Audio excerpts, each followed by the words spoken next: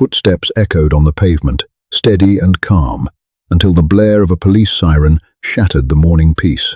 A power-hungry patrolman just slapped handcuffs on a black man in a bespoke suit for simply walking down the street.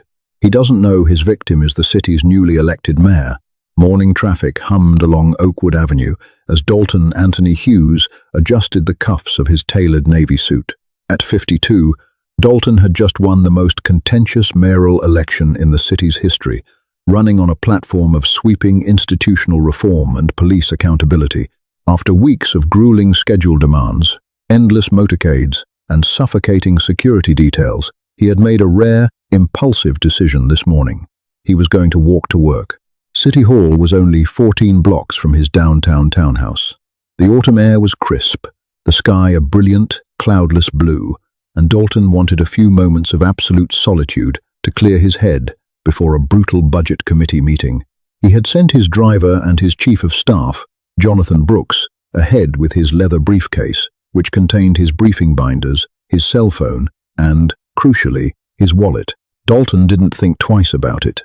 He just wanted to feel the pavement beneath his feet and blend in with the citizens he had been elected to serve. 2 blocks away, Officer Brendan Joseph Fowler sat idling in his black and white patrol cruiser, drumming his fingers against the steering wheel. Fowler was 28, built like a linebacker, and carried a reputation within the department for being unnecessarily aggressive. He had a chip on his shoulder, the size of a city block, and a disciplinary file that had been conveniently swept under the rug by his previous commanding officers. Fowler viewed the city not as a community to protect, but as a territory to dominate. He thrived on the power his badge afforded him, often targeting individuals he deemed out of place in the more affluent, polished districts of the downtown area. As Fowler slowly rolled past the upscale boutiques and artisanal coffee shops lining Oakwood Avenue, his eyes locked onto a figure walking purposefully toward the municipal district. It was a tall black man, wearing an impeccably tailored, double-breasted navy suit that cost more than Fowler made in a month. Fowler narrowed his eyes. In his twisted worldview, the sight didn't compute. To him, the man looked too confident, too comfortable in a neighborhood that Fowler subconsciously policed with a heavy racial bias. Fowler's mind instantly began composing a narrative. Suspicious individual, checking out high-end storefronts, probably a con artist or someone who just lifted a very expensive outfit. Without a second thought, Fowler hit the lights. The flashing red and blues reflected off the glass facades of the buildings. He accelerated aggressively, pulling the cruiser onto the curb and cutting off the sidewalk directly in front of Dalton. Dalton stopped, his brow furrowing in mild confusion. He took a step back as the cruiser's door swung open violently. "Hold it right there! Don't move another inch!" Fowler barked, his hand resting menacingly on his utility belt as he stepped out of the vehicle. Dalton stood perfectly still, his posture relaxed but commanding. "Is there a problem, officer?" he asked, his voice a deep, resonant baritone that commanded respect in every boardroom and council chamber he entered. "I'll ask the questions here," Fowler snapped, closing the distance between them. He looked Dalton up and down, a sneer curling his lip. "What are you doing in this neighborhood?" "I'm walking to work," Dalton replied calmly, keeping his hands visible and relaxed at his sides. He noted the officer's name tag, Fowler. He also noted the aggressive stance, the hand hovering near the taser, the immediate escalation of a situation that required absolutely none. "Walking to work," Fowler repeated mockingly. "Sure you are. In a suit like that, where did you get it? Did you borrow it, or did it fall off the back of a truck?" Dalton's jaw tightened infinitesimally. He had spent his entire life navigating this exact brand of thinly veiled racism, but experiencing it now as the highest-ranking elected official in the city ignited a cold, quiet fury within him. He realized in an instant that this was exactly what his constituents had been protesting. This was the rot he had promised to cut out of the department. "I bought it," Dalton said, his tone perfectly even, refusing to rise to the bait. "At a tailor. Now, if you don't mind, I have a very important meeting at City Hall, and I am on a tight schedule." Fowler let out a harsh laugh. "City Hall? What? Are you late for your shift, stripping the floors? Listen to me very carefully. You fit the description of a suspect we've had burglarizing offices in this district. So, you're going to stand exactly where you are, keep your mouth shut, and hand over your ID. Dalton sighed softly, patting the pockets of his trousers out of habit, though he already knew the answer. I don't have my ID on me. My wallet is in my briefcase, which my staff took ahead of me to my office. Fowler's eyes lit up with predatory triumph. No ID. What a shock. Let me guess. You forgot your name, too? My name is Dalton Hughes, he said clearly, locking eyes with the officer. He waited for the name to register. It had been plastered on billboards, lawn signs, and television screens for the last 18 months. But Fowler, drowning in his own arrogance and prejudice, didn't make the connection. To him, Dalton Hughes was just another name, and the man standing in front of him was just another target who dared to talk back. Right, Dalton, Fowler sneered, pulling his handcuffs from his belt with a sharp metallic clack. Turn around and place your hands behind your back. You're being detained. Officer Fowler, Dalton said, his voice dropping an octave, carrying a warning that anyone else would have heeded immediately. I strongly advise you to think about what you are doing. If you make a quick radio call to your dispatcher or simply look at my face and remember who won the election last week, you will save yourself a career-ending mistake. Fowler's face flushed with anger. The sheer audacity of this man, this suspect giving him orders, was more than his fragile ego could handle. I said turn around, Fowler roared, lunging forward.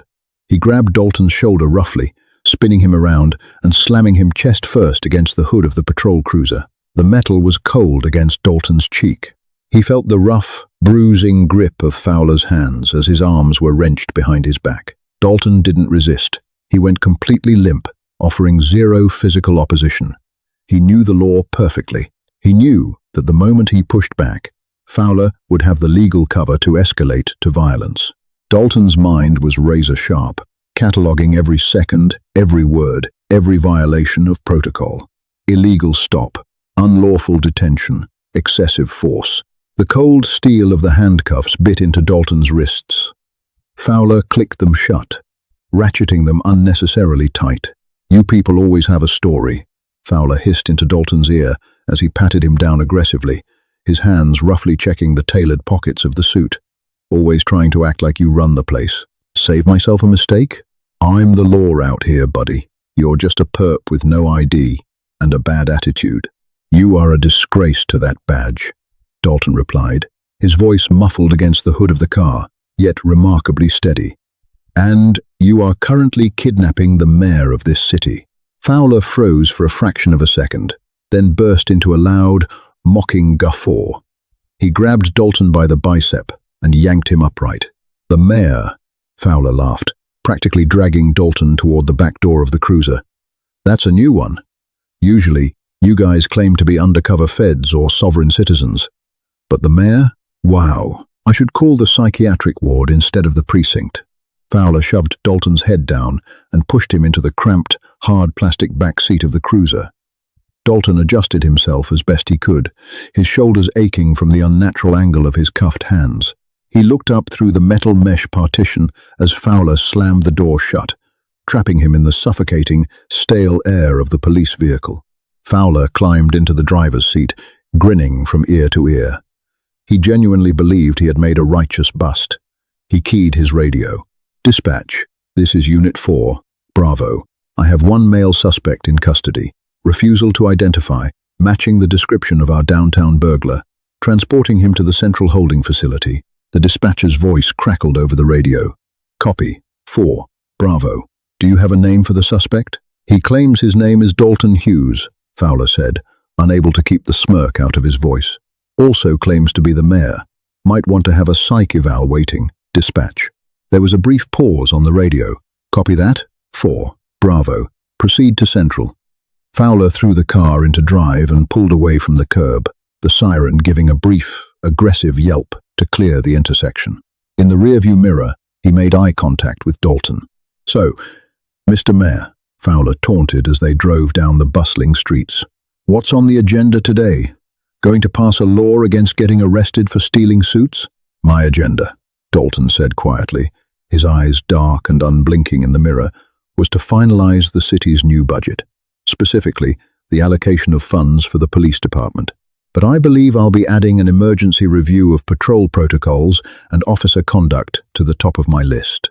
Keep dreaming, pal, Fowler scoffed, taking a corner too fast, intentionally throwing Dalton off balance in the back seat. By the time I'm done processing you, you'll be sitting in a cell waiting for a public defender who doesn't care about your delusions of grandeur. You think you can walk through my streets looking like you own them? I'm putting you exactly where you belong. Dalton remained silent for the rest of the ride. He didn't need to say another word. He just watched the city roll by through the grated window. He watched the people on the sidewalks, the people who had trusted him to fix a broken system.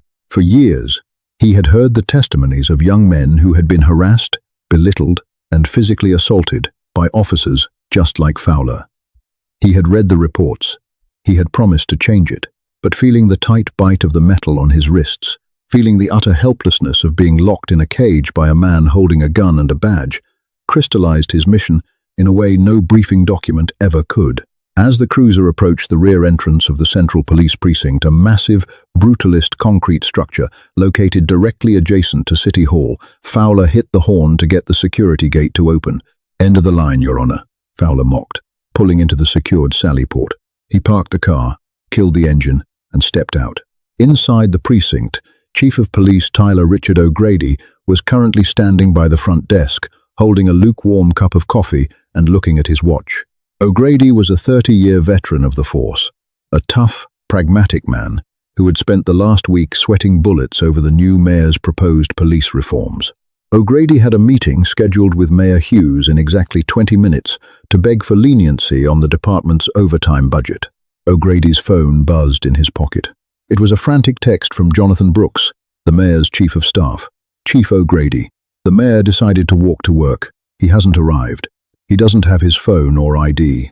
Please tell me your officers haven't seen anything unusual on Oakwood Ave." O'Grady felt a sudden, icy knot form in his stomach. He looked up just as the heavy metal doors of the sally port buzzed open, and Officer Brendan Fowler marched through, aggressively gripping the arm of a tall black man in a severely wrinkled $2,000 bespoke Navy suit, his hands cuffed tightly behind his back. Fowler was grinning like he'd just won the lottery. Dalton Hughes looked directly across the booking room and locked eyes with the chief of police. The blood drained completely from Chief O'Grady's face. The coffee cup slipped from his trembling hand, shattering on the linoleum floor, splashing dark liquid across the polished tiles. The loud crash echoed through the suddenly dead-silent precinct. Porcelain shards scattered across the linoleum, a sharp, dissonant sound that caused every desk, sergeant, detective, and patrol officer in the massive room to freeze. Chief Tyler Richard O'Grady ignored the scalding coffee, soaking into his tailored trousers. His wide, terrified eyes were locked onto the man standing beside Officer Brendan Joseph Fowler. Fowler, completely oblivious to the catastrophic reality of the situation, puffed out his chest. He hauled Dalton forward by the bicep, misinterpreting the chief's stunned silence as awe at his proactive policing. "Caught him prowling around Oakwood Avenue, Chief," Fowler announced, his voice booming proudly across the dead-quiet booking floor. "Refused to provide identification. Highly combative attitude. Fits the profile of the commercial burglary ring we've been tracking. I'm bringing him in for processing and a prolonged hold." Silence hung in the room, heavy and suffocating. No one moved. The desk sergeant, a 20-year veteran named Miller, slowly lowered his radio, his face draining of color as he recognized the man in the handcuffs. "Fowler," Chief O'Grady choked out, his voice barely a raspy whisper. He took a stumbling step forward, his hands trembling. What have you done?" "Just doing my job, sir," Fowler replied, a smug grin plastered across his face. He gave Dalton another completely unnecessary shove toward the booking desk. "This guy actually tried to tell me he was the mayor. Can you believe the nerve? They'll say anything to avoid a cell." "Take them off," O'Grady commanded, the whisper suddenly erupting into a deafening roar that rattled the bulletproof glass of the holding cells. "Take the handcuffs off him right now." Fowler blinked, genuinely startled. His grin faltered. "Chief, with all due respect, this suspect is undocumented and non-compliant. Standard operating procedure dictates." "I don't care about your procedure, you monumental idiot." O'Grady sprinted across the remaining distance, shoving Fowler aside with such force that the younger officer slammed into the edge of the booking counter. O'Grady didn't wait for Fowler to find his keys. He frantically dug into his own duty belt, his hands shaking violently as he pulled out his universal cuff key. "Mr. Mayor," O'Grady stammered, his voice cracking with sheer panic as he stepped behind Dalton. "Sir, I cannot express. I am so profoundly sorry." The metallic click of the handcuffs unlocking echoed loudly. Dalton Anthony Hughes brought his arms forward slowly. He didn't rub his wrists. He didn't stretch. He simply turned around, his posture immaculate despite the wrinkled suit, his expression a mask of cold, unyielding authority. Fowler stood frozen against the counter. The words, "Mr. Mayor," finally penetrated his thick skull, ricocheting around his brain as the pieces horrifyingly clicked into place. The bespoke suit, the calmness, the name, Dalton Hughes, the election signs he had driven past for a year.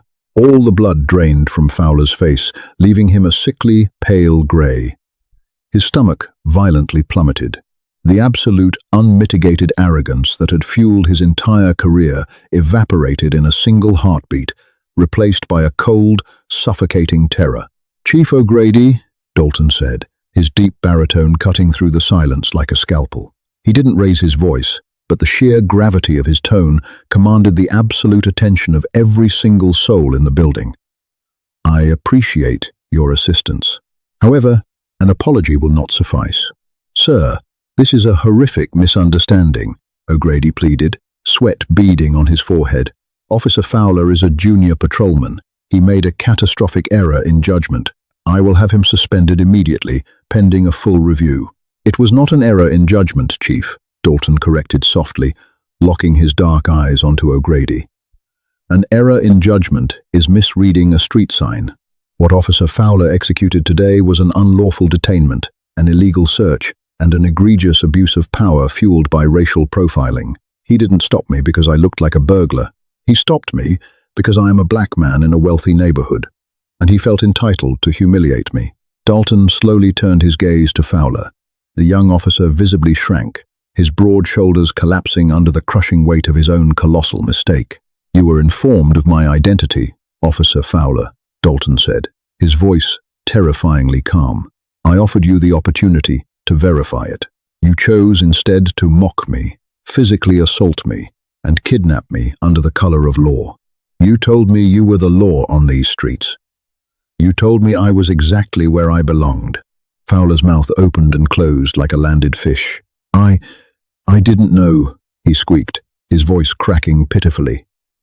"Sir, I swear, if I had known you were the mayor—" "That is exactly the problem," Dalton interrupted, his voice finally rising, echoing off the concrete walls. "If you had known I was the mayor, you would have treated me with respect. But because you thought I was just a citizen, you treated me like an animal. How many other men have you put in handcuffs just because you didn't like the look of them? How many lives have you ruined because they didn't have the political power to fight back?" Dalton turned back to the chief, his jaw set. "Chief O'Grady, our budget meeting is cancelled. Instead, we are having an emergency disciplinary hearing. Right here, right now. I want the head of internal affairs down here in 5 minutes. I want the district attorney notified of an unlawful arrest. And I want this man stripped of his badge and his firearm before I take another breath in this building." "Yes, Mr. Mayor," O'Grady said instantly, not hesitating for a fraction of a second. He turned to Fowler, his eyes blazing with fury. "Fowler, badge and gun on the desk. Now." "Chief, please," Fowler begged, tears welling in his eyes as the reality of his ruined life crashed down upon him. "My pension, my career, I have a family. You should have thought about them before you decided to play tyrant," O'Grady spat. "Disarm yourself, or I will have the desk sergeant do it for you." With trembling hands, Fowler unclipped his duty weapon and placed it on the counter. He unpinned the silver shield from his chest, his fingers lingering on the metal before setting it down next to the gun. In less than 20 minutes, he had gone from an untouchable predator to a disgraced, unemployed civilian facing severe criminal charges. Mr. Mayor, Jonathan Brooks, Dalton's chief of staff, burst through the front double doors of the precinct, panting heavily, followed closely by a frantic security detail. Brooks took one look at Dalton rubbing his wrists, and then at the disarmed Fowler, and stopped dead in his tracks. Dalton, what happened? I was just getting a first-hand look at the daily operations of our patrol division, Jonathan, Dalton said coldly. And I have decided that sweeping reforms are no longer a campaign promise. They are today's immediate executive order. The fallout was biblical. Dalton Anthony Hughes did not let the incident get swept under the rug, as so many police misconduct cases had been in the past. He refused to accept the quiet resignation of Officer Brendan Fowler. Instead, Dalton weaponized the absolute nightmare of his morning to enact the most aggressive, systematic purge of police corruption the city had ever seen. By noon that same day, Dalton held a press conference on the steps of City Hall. He stood before a sea of reporters, cameras flashing, still wearing the wrinkled navy suit, his wrists visibly bruised from the over-tightened metal. He detailed exactly what had happened, word for word. He exposed Fowler's arrogance, his mockery, and his blatant violation of civil rights. The footage from Fowler's own dashboard and body cameras, which Dalton had immediately ordered secured by the district attorney, was released to the public by 5:00 p.m. The city erupted. The undeniable visual evidence of the mayor himself being brutalized, mocked, and illegally arrested by a smirking, arrogant cop destroyed any defensive narrative the police union tried to mount. Fowler became the national face of institutional racism and police overreach. His name was plastered across every major news network, not as a hero of the law, but as a cowardly bully who had finally picked on the wrong target. But Dalton knew that firing Fowler wasn't enough. It wasn't about vengeance, it was about justice. If Fowler had done this to the mayor, he had undoubtedly done it to dozens of vulnerable citizens who had no voice. Dalton appointed an independent civilian oversight committee, armed with unprecedented subpoena power, to audit the entire precinct. They started with Brendan Fowler's sealed internal affairs files. What they found was horrific, but completely unsurprising. Over his 5 years on the force, Fowler had accumulated 19 excessive force complaints, 24 allegations of racial profiling, and numerous reports of unlawful detention. Every single one had been dismissed, minimized, or buried by his commanding officers. Fowler hadn't been a bad apple. He was the product of a poisoned tree. The hard karma hit Fowler like a runaway freight train. The district attorney, feeling the immense political pressure and armed with undeniable video evidence, indicted Fowler on multiple felony charges: false imprisonment, official misconduct, and deprivation of rights under color of law. Fowler's trial was a swift, humiliating spectacle. The defense tried to argue that Fowler made an honest mistake, a simple procedural error in a high-stress environment. But the prosecution simply played the bodycam footage of Fowler, laughing, taunting, and telling the mayor, "I'm putting you exactly where you belong." When the verdict was read, Fowler stood trembling at the defense table, guilty on all counts. The judge, a no-nonsense woman who had zero tolerance for dirty cops, did not grant leniency. She sentenced Brendan Fowler to 4 years in a federal penitentiary. As the bailiff approached to put Fowler in handcuffs, the disgraced cop looked back at the gallery. Sitting in the front row, arms crossed, watching the proceedings with a stern, unreadable expression, was Mayor Dalton Hughes. The irony was suffocating. The very handcuffs Fowler had aggressively snapped onto Dalton's wrists were now being placed onto his own. He was being led away, stripped of his power, his freedom, and his dignity. Chief O'Grady didn't survive the purge either. While he hadn't arrested the mayor, his complicity in burying Fowler's past complaints made his position untenable. He was forced into early retirement, his reputation permanently tarnished, replaced by a progressive commissioner brought in from out of state to completely rebuild the department's culture. Over the next 3 years, Dalton Hughes transformed the city. He implemented strict community policing protocols, mandated severe penalties for officers who failed to activate their body cameras, and established a zero-tolerance policy for racial profiling. Funding that was previously allocated for militarized police equipment was aggressively redirected into community mental health response teams and after-school programs in marginalized neighborhoods. The city's crime rate didn't skyrocket, as the union had fear-mongered. Instead, community trust in the department slowly began to heal. Citizens actually began cooperating with detectives. knowing the officers were there to protect them, not to prey on them. 4 years later, Brendan Fowler was released from prison. He was a convicted felon, unemployable in law enforcement or private security. His pension had been completely revoked due to his felony conviction related to his official duties. His wife had left him during his 2nd year of incarceration, unable to bear the public shame and financial ruin. Fowler found himself living in a cramped, dingy studio apartment on the far outskirts of the city, a neighborhood he used to aggressively patrol and harass. To pay his rent, he took a minimum wage job working the night shift at a commercial laundry facility, spending 8 hours a day sorting and washing uniforms for the city's sanitation department. One humid Tuesday evening, as Fowler was hauling a heavy canvas cart of soiled coveralls across the damp concrete floor, he glanced up at the small, static-filled television mounted in the corner of the break room. The evening news was on. The anchor was reporting live from a massive ribbon-cutting ceremony downtown. Standing at the podium, looking distinguished and powerful, was Governor Dalton Anthony Hughes, celebrating his recent landslide victory in the state election. The crowd was cheering wildly, celebrating a man who had actually kept his promises to clean up the streets, starting with the police department. Fowler stood there, sweating through his cheap, stained t-shirt, his hands calloused and blistered. He watched the man he had once mocked, the man he had thrown against the hood of a car just because he felt like it, accepting the highest office in the state. He looked down at his own hands, remembering the satisfying click of the handcuffs he used to wield like a weapon. He had truly believed he owned the city. He had believed he was untouchable. Fowler turned away from the television, grabbing the handles of his laundry cart. The harsh, fluorescent lights buzzed overhead as he pushed the heavy load back into the sweltering heat of the washroom, facing the brutal, inescapable reality that he had indeed been put exactly where he belonged. Wow, what an incredible story of instant karma and justice. The arrogance of power was completely shattered when Officer Fowler picked the wrong target, proving that nobody is above the law. Mayor Hughes's courage transformed a humiliating arrest into sweeping, real-life changes for his city.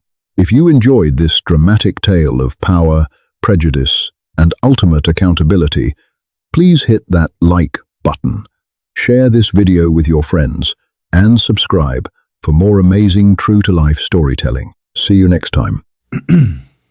Hi, my name is Board Justice, the owner and manager of Board Justice. After watching the video, arrogant cop stops black man walking to City Hall. He learns the hard way. He just stops the mayor. I'd really like to know what you think. How did this story make you feel? For me, the strongest feeling was relief that accountability finally caught up with someone who abused their authority. What stood out most wasn't the surprise reveal, but the reminder that every person deserves to be treated with dignity and respect, no matter who they are or how they look. Respect should never depend on someone's title or position. I'm curious what stayed with you the most. Was it the traffic stop itself? The moment the officer realized who he had detained? Or the changes that followed afterward? And do you think experiences like this can encourage better leadership and stronger community trust over time? One lesson I took from this story is that taking a moment to listen, stay professional, and avoid making assumptions can completely change the outcome of an interaction. Those small choices matter in everyday life, whether we're at work or simply meeting someone new. If this story gave you something to think about, I'd love to hear